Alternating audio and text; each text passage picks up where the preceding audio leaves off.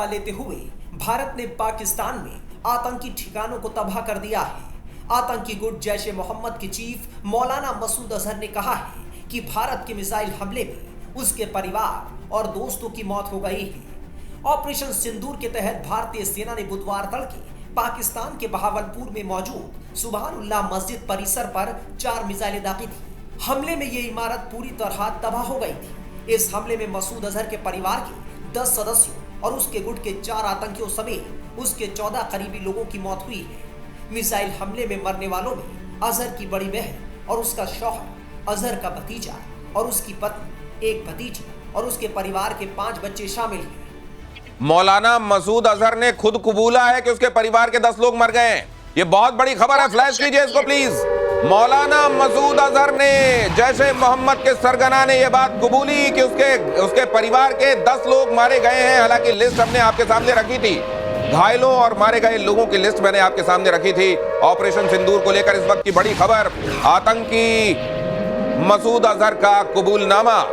मसूद अजहर ने यह बात स्वीकारी, जैश ए मोहम्मद के सरगना ने यह बात स्वीकारी कि आज उसे दर्द हुआ है। आज उसे पता चला है कि जब अपनों की जान जाती है, लोगों को बरगला कर, माइक के सामने चीख कर, चिघाड़ कर, दहाड़ कर, लोगों का ब्रेन वॉश करके, मजहब के नाम पर उनको गलत राह पर आगे बढ़ाकर जिन लोगों को मरने के लिए और मारने के लिए छोड़ दिया जाता है, ये उनकी दुकानें हैं, ये उनकी तिजारत है। ये कोई धर्म के नाम पर इंसान को मारने का कभी कोई धर्म अगर पाठ पढ़ाता है निर्दोषों को मारने का, तो वो जाहिर है धर्म नहीं हो सकता।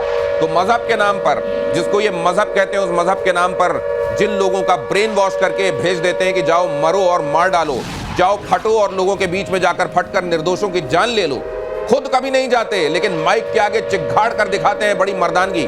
आज वो स्वीकार रहे हैं कि 10 लोग मारे गए। और कोई ऑप्शन नहीं है। ये भी संभव है पाकिस्तान की तरफ से, क्योंकि आ रही सूचनाएं हैं, ये भी बहुत संभव है कि मसूद अजहर की तरफ से स्वीकारोक्ति हो रही है। मतलब इन वे ये जाहिर किया जा रहा है कि मसूद अजहर बच गया। तो ये भी हो सकता है कि ये पाकिस्तान की तरफ से चल रहा प्रोपेगेंडा हो, जिसमें ये बताने की कोशिश हो रही है कि असल में मसूद अजहर जिंदा है, जबकि मसूद अजहर भी उन 14 लोगों में लपेट लिया गया हो भारत की सेना की तरफ से। यह भी संभव है कि खुद मसूद अजहर जिंदा नहीं हो, लेकिन यह बताते हुए कि मसूद अजहर स्वीकार कर रहा है कि उसके परिवार के लोग मारे गए, इन अ वे इनडायरेक्टली एस्टैब्लिश किया जा रहा है कि मसूद अजहर बच गया है। तो इसमें प्रोपेगेंडा भी हो सकता है। बहरहाल वहां से जो काम की इंफॉर्मेशन आ रही है, जो आपको बताना चाहिए, वो जरूर मैं आपके सामने रख रहा हूं। और उन्हीं में से एक ये है कि मौलाना मसूद अजहर के परिवार के 10 लोग मारे गए। ये बात खुद मौलाना मसूद अजहर स्वीकार कर रहा है। तो वो जो पेन महसूस कराना चाहता है भारत, वो जो बताना चाहता है कि जब ये दर्द होता है अपने किसी को के मारे जाने का, जब उसका जनाजा कंधे पर उठाना पड़ता है, जब लाश को कंधा देना पड़ता है, तब कैसा लगता है, ये भारत इस समय बता रहा है आतंकियों को। और भारत ने स्पष्ट किया है कि निर्दोष नागरिकों को किसी तरह की कोई तकलीफ ना हो इस ऑपरेशन के दौरान, ये भी हमने इंश्योर किया है। भारत के ऑपरेशन सिंदूर के बाद पाकिस्तान में बड़े से बड़ा आतंकी खौफ में है। तभी तो मसूद अजहर ने परिवार के लोगों की मौत पर रोते हुए कहा कि अगर वो भी मर जाता तो अच्छा रहता। अगले 72 घंटे दिनेश जी बहुत अहम रहेंगे। अगले 72 घंटे, क्योंकि पाकिस्तान का रिटेलिएशन आना पड़ेगा, ये ज़रूरी है आसिम मुनीर की गद्दी के लिए, आसिम मुनीर की कुर्सी के लिए पाकिस्तान का रिटेलिएशन बहुत आवश्यक है। आज ISI के हेडक्वार्टर में नहीं गए हैं ये, आज शहबाज शरीफ के घर में बैठे हैं। हाँ। मुनीर भी बैठा हुआ है वहीं पे, इशाक डार भी वहीं बैठा हुआ है। मुझे हैरानी है कि आज ISI वालों ने अपने यहाँ क्यों नहीं बुलाया।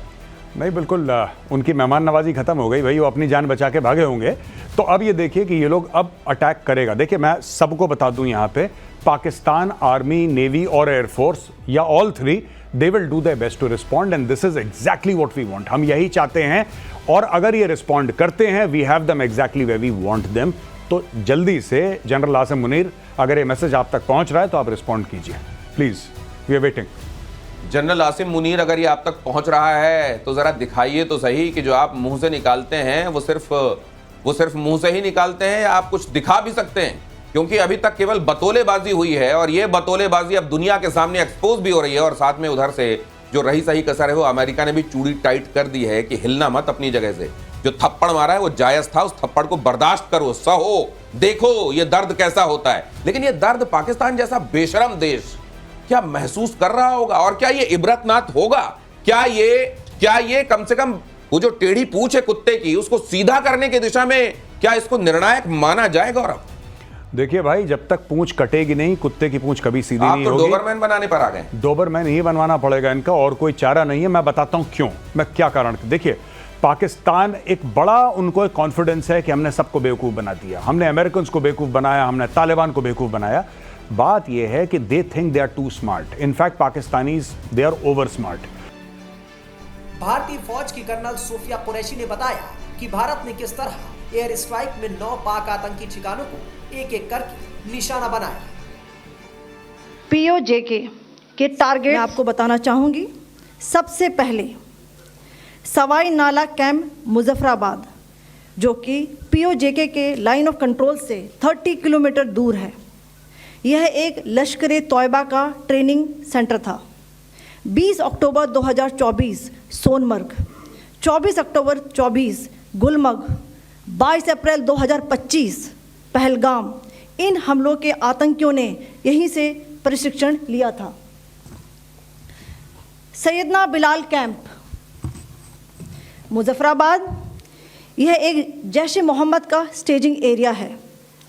यह हथियार, विस्फोटक और जंगल सर्वाइवल ट्रेनिंग का केंद्र भी था।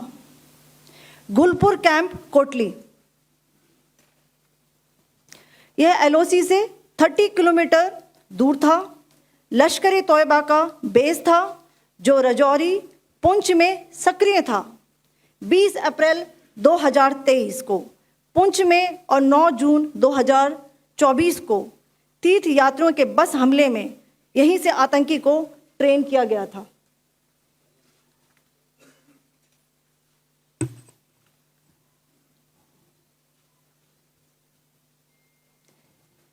बरनाला कैंप बिम्बर, ये एलओसी से 9 किलोमीटर दूर है।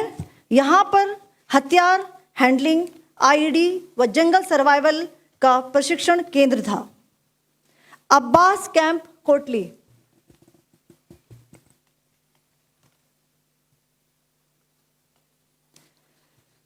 यह एलओसी से 13 किलोमीटर दूर है। लश्कर तोयबा का फिदाइन यहाँ तैयार होता था।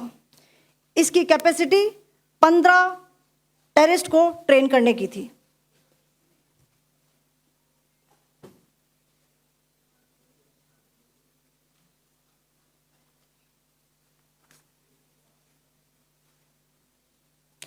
अब मैं पाकिस्तान के अंदर के टारगेट से अवगत कराना चाहूंगी। पहला, सर्जल कैंप सियालकोट, यह अंतर्राष्ट्रीय सीमा से 6 किलोमीटर की दूरी पर है, सांबा कठुआ के सामने।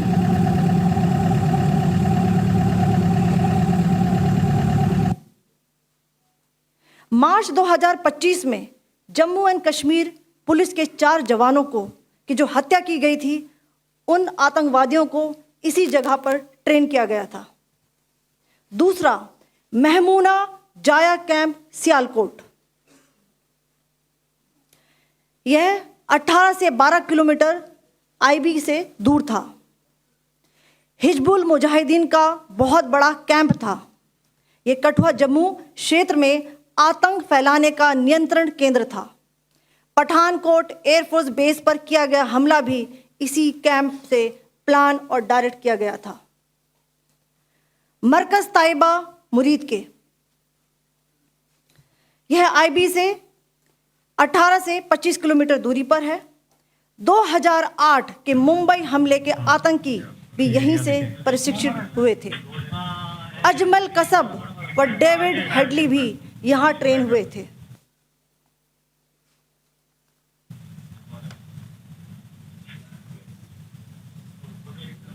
आगे दूसरा आया।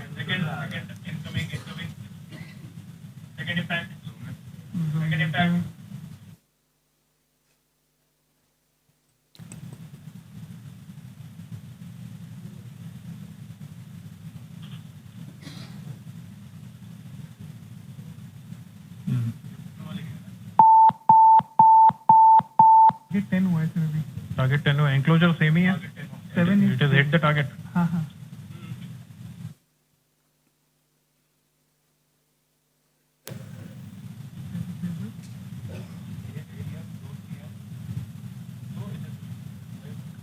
पीछे आ गया सर इम्पैक्ट।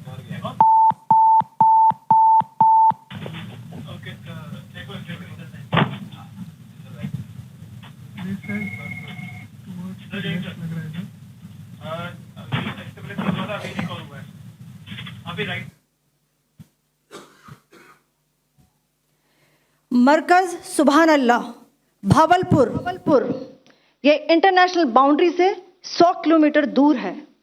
जैश ए मोहम्मद का मुख्यालय था। यहाँ पर रिक्रूटमेंट, ट्रेनिंग व इंडॉक्ट्रिनेशन का केंद्र भी था। शीर्ष आतंकी अक्सर यहाँ आते थे।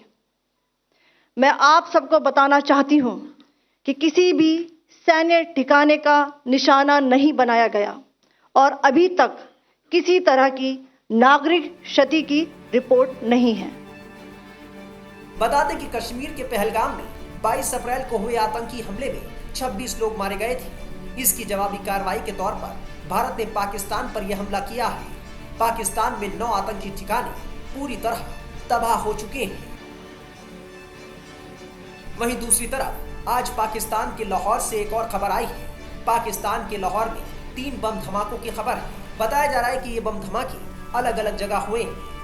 फिलहाल पाकिस्तान में कोहराम मचा है।